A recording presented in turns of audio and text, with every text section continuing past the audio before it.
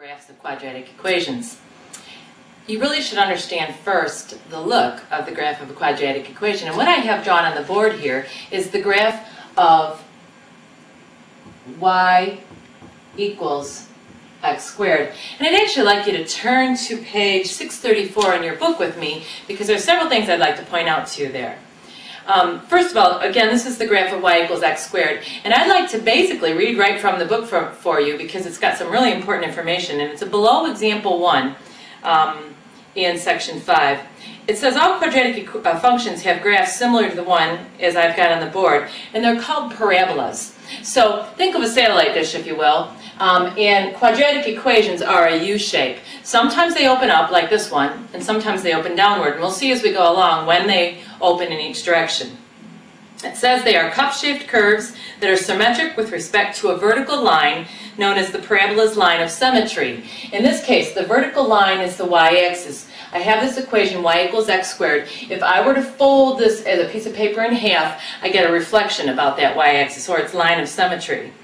In the graph of f of x equals x squared, the y-axis, or the line x equals 0, is the line of symmetry. The point 0, 0 is the vertex of this parabola, and what we're going to be asking you to do throughout these next two sections is to find the vertex, to find the axis of symmetry, and to find a maximum or minimum point. And we'll talk about that, I believe, later in this section.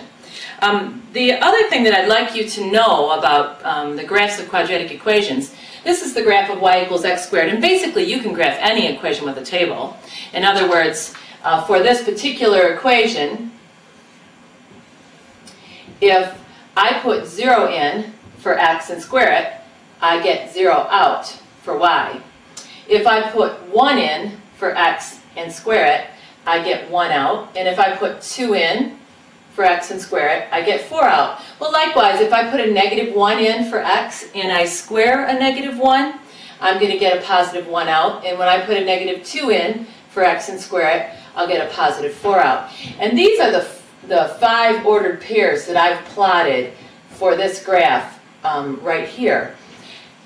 Graphs that are quadratic in nature, that just have the x squared term, will only vary now by how thin or how wide they are. And if you would look at below example 1 in this section 5, you'll see that if the coefficient in front of the x squared term is a number that's greater than 1, they've got an example of 2x squared, that the parabola is going to be actually thinner. Still going to have a vertex right here, still going to have the same line of symmetry, but it's going to be thinner. And as the coefficient in front of the x squared term is a value that's less than 1, between 0 and 1, it's going to get wider. So the parabola is going to look like this. It's going to be a very large U shape. They show the graph of y equals 1/2 x squared.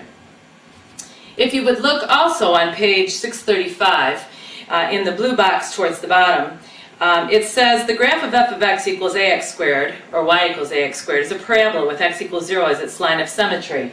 The vertex is its origin. So that's always the case for y equals x squared, or something that's got a coefficient.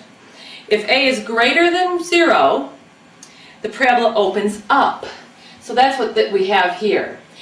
If the coefficient in front of the x squared term, for example, if I had y equals a negative x squared, then that parabola is going to open downward, like I've shown right here. And any coefficient in front of that x squared term, and I better put that right down here, this is the graph of y equals a negative x squared, it will always open in a downward direction like this, and that's what they're saying there. If a is less than 0, the parabola opens down. If the absolute value of a is greater than 1, the parabola is narrower than this, and what we mean is if this is a 2 or a -2 or a 3 or a -3 or a 100 or a -100, it will be a very narrow parabola. But then in the last line it says if the absolute value of a is between 0 and 1, the parabola is wider. It will look like this, a very large U shape. Or if it had a negative value between 0 and 1, it'll look like this.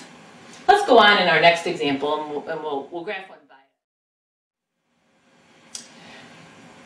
I'd like to look at the graph of y equals 5x squared, and I'd like you to notice the notation.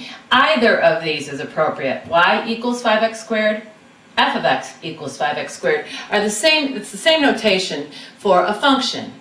And either of these represent the same thing. When I ask you to graph these, basically I'm asking you to pick some values for x, put them in, and find out what y is equal to. Well, in these kinds of problems, picking a value like 0 for x is ideal, because 0 squared is 0, and then multiply that by 5, and you get an output of 0. Please remember to do what's the exponent first. If I put in a 1 for x, I have 5 times 1 squared. Well, 1 squared is 1, and 5 times 1 is 5. So that's what I'm expecting here. And when I put in a 2 for x and squared, I get 4, and 4 times 5 is 20. Likewise, when I put negative values in for x, when I square those, they become positive. So a negative 1 squared is a positive 1, times 5 is 5, and I'll get an output here of 20. The graph here, I like to start with this, its vertex at 0, 0. And would you notice that I marked off on the y-axis increments of 5 because I had to go so large on the y-axis? But I kept the x-axis marked off in increments of 1. And so the next ordered pair I'm going to graph is x is 1, y is 5. That's right there. X is 2, y is 20. And then over on the left of the vertex, x is a negative 1, y is a positive 5. X is a negative 2, y is a positive 20. And here's that U-shaped curve again for the graph of y equals 5x squared. And I'd just like you to notice the biggest thing. The vertex is at the origin. That's because all I have is an x squared term. I don't have in this quadratic equation a term with x in it or a constant. That will change it drastically. Would you notice that the line of symmetry is the y-axis, or the line where x is equal to 0, again for this reason? And would you notice that because I have a 5 in front of the x squared term, that the graph of this equation opens upward? This time I want to graph a quadratic equation which is similar to the last in that I just have an x squared term, but the coefficient in front of the x squared term is negative. And it's also a fraction too, so I would like you to see the difference here. I'm always going to choose, at least for right now, these values for ordered pairs because I know it's going to be symmetrical about the y-axis because I only have an x squared term. And when I put 0 in here and square it, I get 0, and I multiply it by 1/4, I get 0. When I put in 1 and square it right here, I get a positive 1.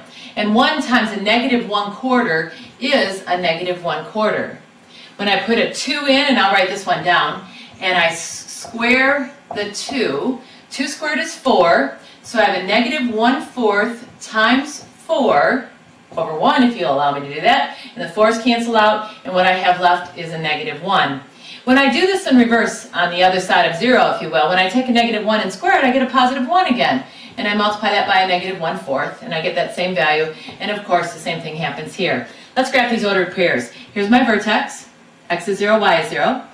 When x is 1, I get a value of a negative 1/4 for y. So I'm going to call this a negative 1 right here. So 1/4 is about right there.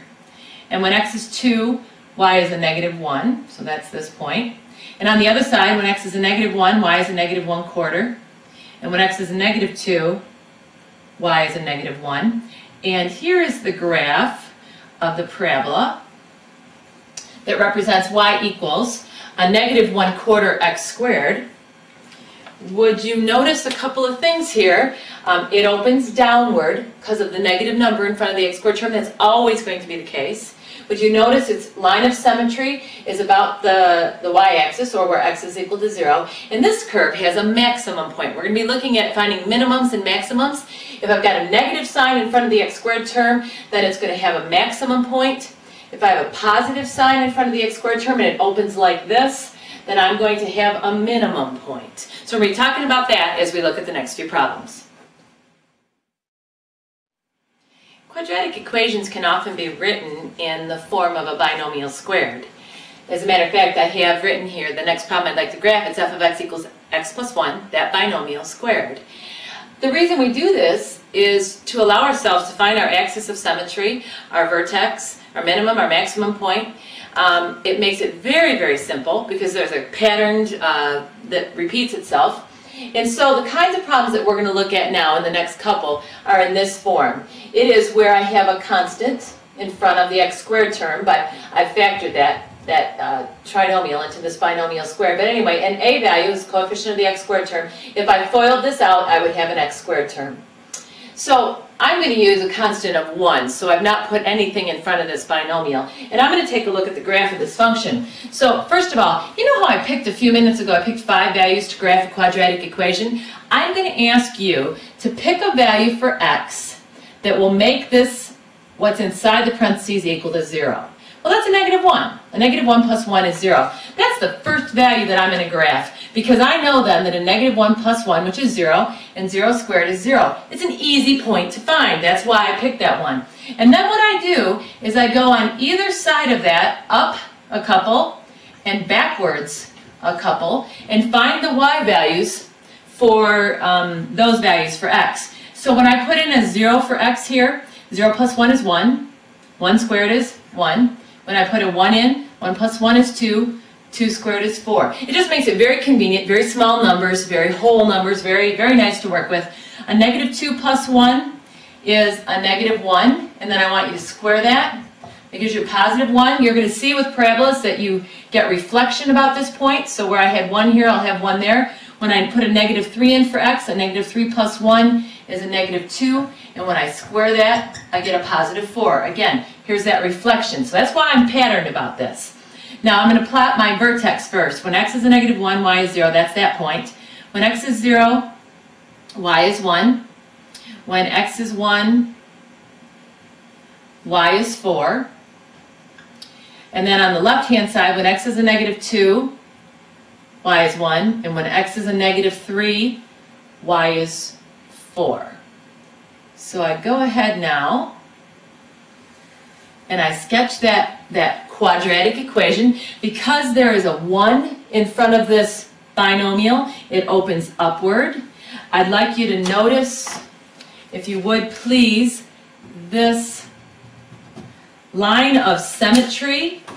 You're going to be asked for the vertex in these problems, and you're going to be asked for the line of symmetry. And so the vertex is the x value, in this case a negative 1, where and your y value, so I want the ordered pair. I want the minimum point of that parabola. And in this case, because I've written this as a binomial squared, it's going to lie on the x-axis. And then the line of symmetry is going to be that value right there, always. It's the x value of the vertex.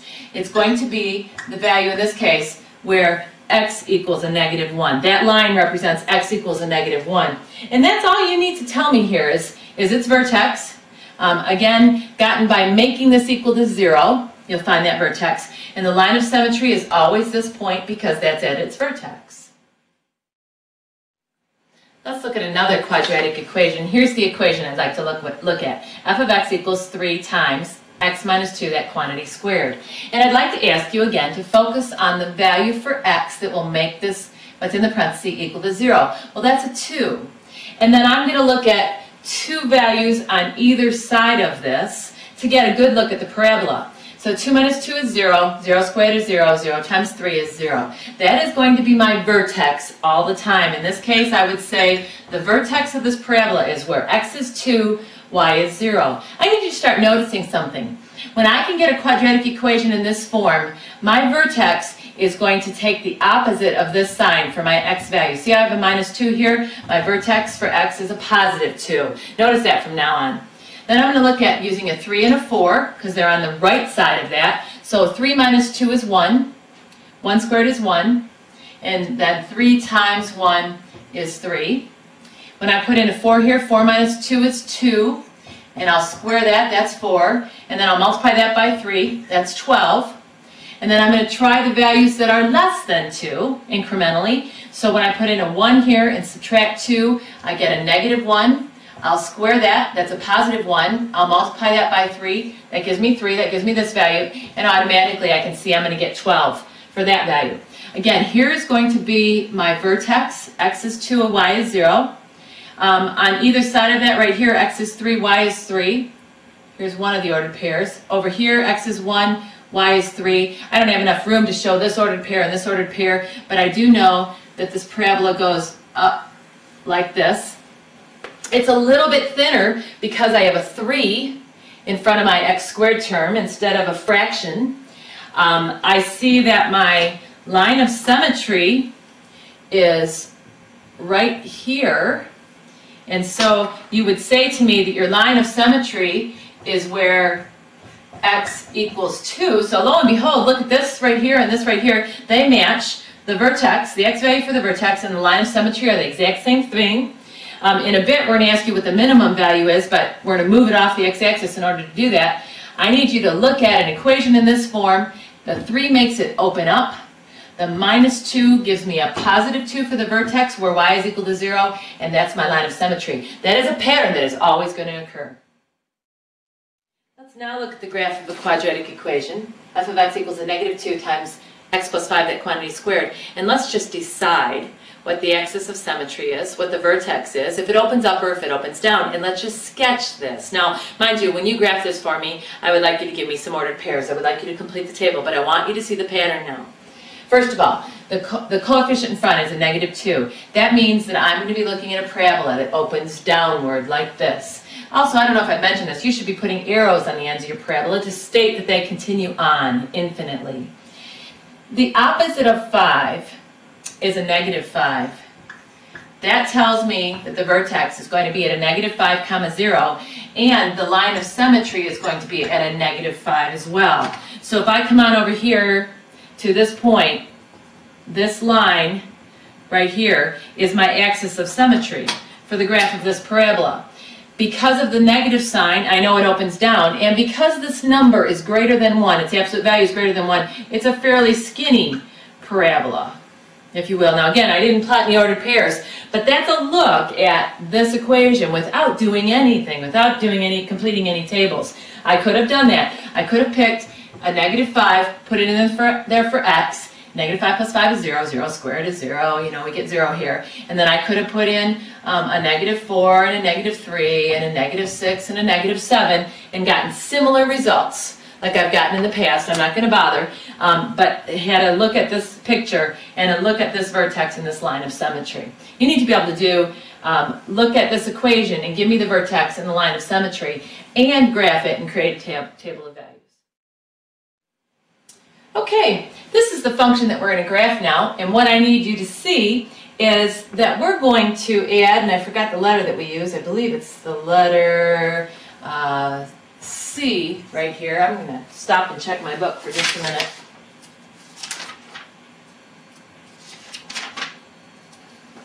I'm sorry, actually we use the letter K as a constant. That's why I wanted to use the letter C to add to a quadratic equation.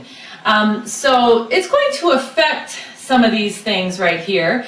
We're going to look for both a vertex, a line of symmetry, but now we're going to look for a maximum or a minimum value for this parabola. So I'm looking for all three of those things. A couple of things I want you to know. That if you write this quadratic equation as a binomial squared, that the opposite of this value right here, that negative 2, will always stand for its line of symmetry, and the negative 2 will always be the x value in the vertex of this quadratic equation. Now, what I would really have you do is I would have you create this table again, and I would have you start with the negative 2 and put it in there for x, and negative 2 plus 2 is 0, and 0 squared is 0, but then you have to subtract 3. That right there is the vertex of the equation.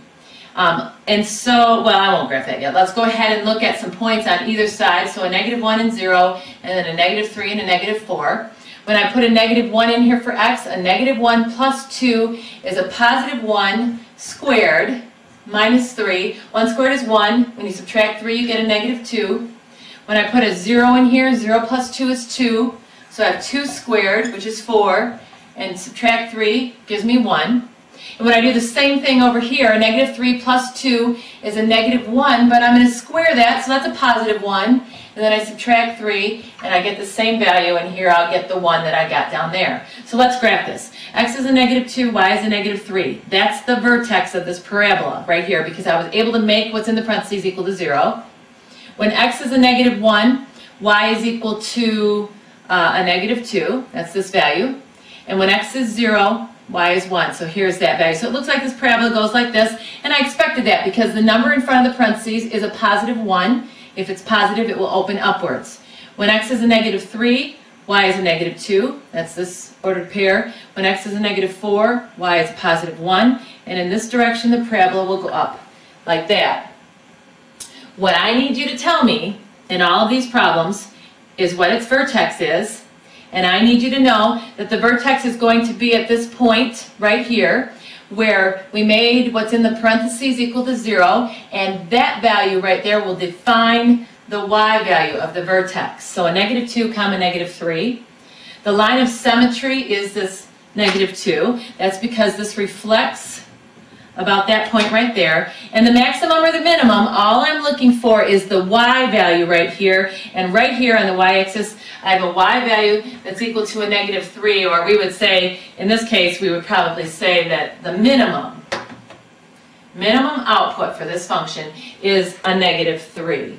Just notice this. Now, I hate to do this, but these 2's match, these negative 3's match, and that will always, always be true. Okay, if we look at this function that we're going to graph and we think about what we've been talking about so far, the opposite of this value, a 1, is the line of symmetry.